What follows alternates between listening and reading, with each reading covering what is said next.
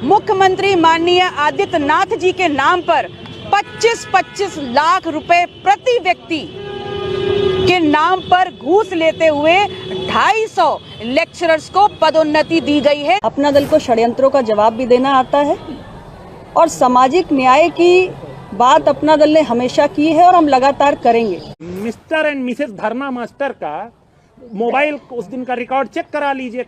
मेरी कौन सी मजबूरी है, मैं तो ठन गोपाल हूं, लेके चल दूंगा। उत्तर प्रदेश में 19 एडेड पॉलिटेक्निक्स हैं और 147 राजकीय पॉलिटेक्निक हैं और जिनमें सीधे उत्तर प्रदेश के मुखिया मुख्यमंत्री माननीय आदित्यनाथ जी के नाम पर 25-25 लाख रुपए प्रति व्यक्ति के नाम पर घूस लेते हुए 250 लेक्चरर्स को पदोन्नति दी गई है, जो कि पूर्णतः नियम विरुद्ध है। नियम ये कहता है कि उत्तर प्रदेश के पॉलिटेक्निक्स में विभागाध्यक्ष की पद पर सीधे भर्ती यूपीएससी के माध्यम से एआईसीटीई के नॉर्म्स को पूरा करते हुए ये भर्ती की जाएगी। अब हो क्या रहा है?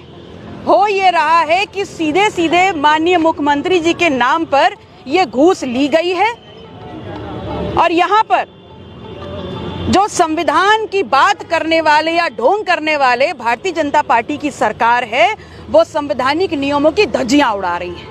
पार्टी अध्यक्ष होने के नाते मैंने अपनी बात बड़े स्पष्ट रूप से कह दी है। हमारी पार्टी के किसी भी कार्यकर्ता, किसी भी पदाधिकारी, किसी भी चुने हुए जनप्रतिनिधि, किसी भी नेता के प्रतिष्ठा पर बात आएगी तो अपना दल चुप नहीं बैठेगा। प्रतिष्ठा के साथ किसी भी प्रकार का कोई समझौता मेरी पार्टी नहीं करेगी और ये बात बहुत ही स्पष्ट रूप से मैं आप लोगों के माध्यम से कहना चाहती हूँ। पिछले दिनों जो भी बातें मीडिया के माध्यम से जनता के बीच आई हैं, उस पर मैं सिर्फ इतना कहना चाहती हूँ, किसके इशारे पे ये सब किया जा रहा है, कहाँ से किया जा रहा है, ये अपना दल का एक एक कार्यकर्ता जानता है, अपना दल का एक एक समर्थक जानता है।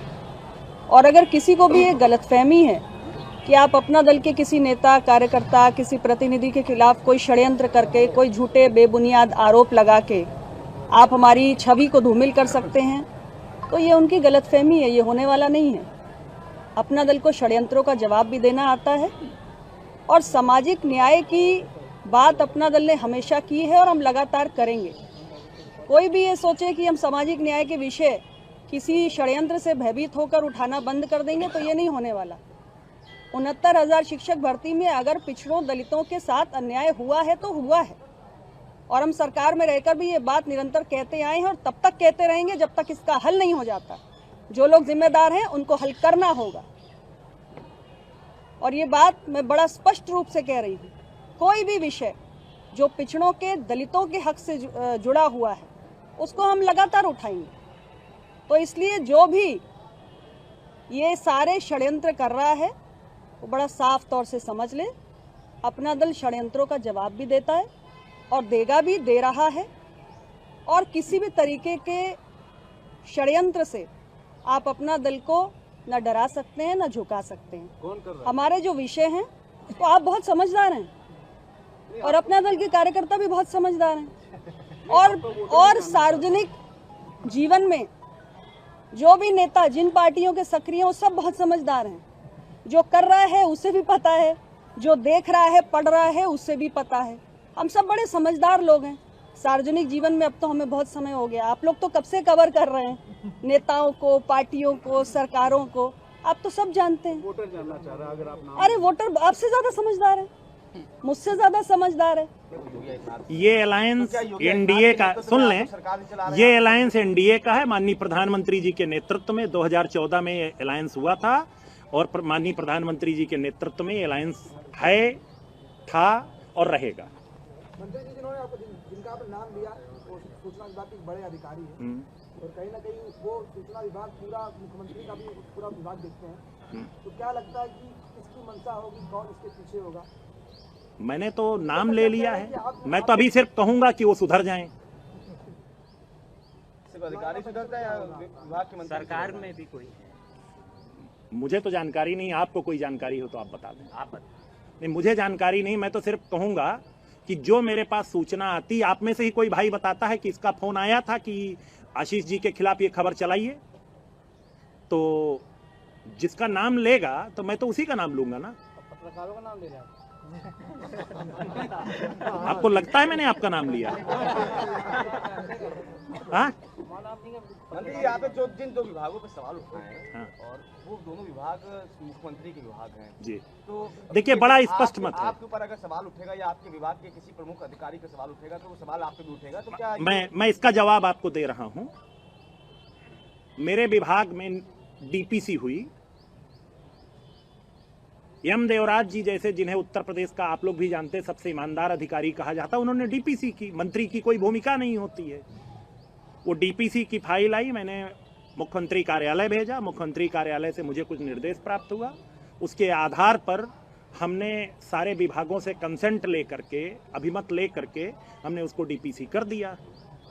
तो अब ये तो सूचना विभाग का दायित्व है कि ये गलत हुई है डीपीसी या सही, इसका स्पष्टीकरण जारी करना चाहिए। दो ही चीज हो सकती है, या तो डीपीसी सही हुई है और या तो डीपीसी गलत हुई है। अगर डीपीसी सही हुई है तो उसका भी सूचना विभाग को स्पष्टीकरण जारी करना चाहिए। क्यों नहीं जारी कर रहा है सूचना विभाग स्पष्टीकरण? और गलत हुई है तो उसका भी स्पष्टीकरण जारी करे सूचना विभाग। वही सवाल की सरकार के मुखिया के पास अपने शिकायत की विभाग अंतर्गत सरकार के अधीन। देखिए, एक सवाल का मैं जवाब दे दूं। हम लोग एनडीए के घटक दल हैं, हमें जहां जो विषय रखना होता रख दिए हैं, पर इतना जरूर कहूंगा कि एसटीएफ के किसी अधिकारी ने, मैं तो कह रहा हूं ना, जिस दिन मिस्टर धरना मास्टर धरने पे बैठी थी, उस दिन उनके टेलीफोन पर लगातार कौन सा पुलिस का अधिकारी बात कर रहा था, एसटीएफ का कौन अधिकारी बात कर रहा था, और उसने दो ऐसे कौन व्यक्तियों को भेजा था जहां पर परिंदा भी पर नहीं मार सकता, वहां पर रात में दो लोग धरने पे बैठे थे। तो मेरा स्वाभाविक तौर पे एसटीएफ पे सवाल तो है ही है, और अगर एसटीएफ मेरे खिलाफ कुछ षड्यंत्र करेगी तो मैं तो जवाब दूंगा ही। खतरा भी है आपको एसटीएफ से? अरे खतरा, जब षड्यंत्र के आगे तो खतरे होता है, उसके आगे, अब आप अपने शब्दों में, षड्यंत्र के आगे होता क्या है? मेरी सुरक्षा के लिए मुझे ZY और XXX श्रेणी नहीं चाहिए। मुझे तो मेरी सुरक्षा के लिए मेरे कार्यकर्ता पर्याप्त हैं। लेकिन मैं इतना बता दूं कि खतरा तो मुझे है ही है। जब षड्यंत्र है तो षड्यंत्र के आगे खतरा होना स्वाभाविक है। सुरक्षा की मांग करें? अरे तो मांग किससे करेंगे? अरे मंत्री हैं। अरे सुनिए, मंत्री को खतरा है। मैंने तो आपको प्रूफ के साथ बता दिया कि दो आदमी भेजे गए थे। उस दिन का मिस्टर एंड मिसेस धरना मास्टर का मोबाइल, उस दिन का रिकॉर्ड चेक करा लीजिए। कौन सा पुलिस का, एसटीएफ का अधिकारी लगातार बात कर रहा था।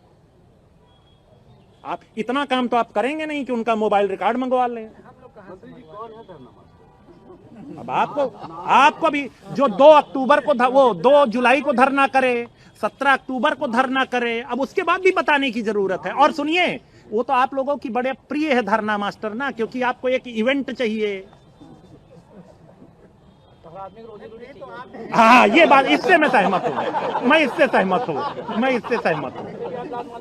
अरे आप बड़े भाई हैं, मैं कहाँ से कहूँगा। मंत्री जी, क्या मुख्यमंत्री शिकायत की इस विषय में? आपने जो आपके खिलाफ, मैंने, मुझे जहाँ कहना था कह दिया। मुख्यमंत्री से नहीं करेंगे शिकायत? मैंने फिर आपसे एक चीज कहा, मेरी भी कुछ पीड़ा है।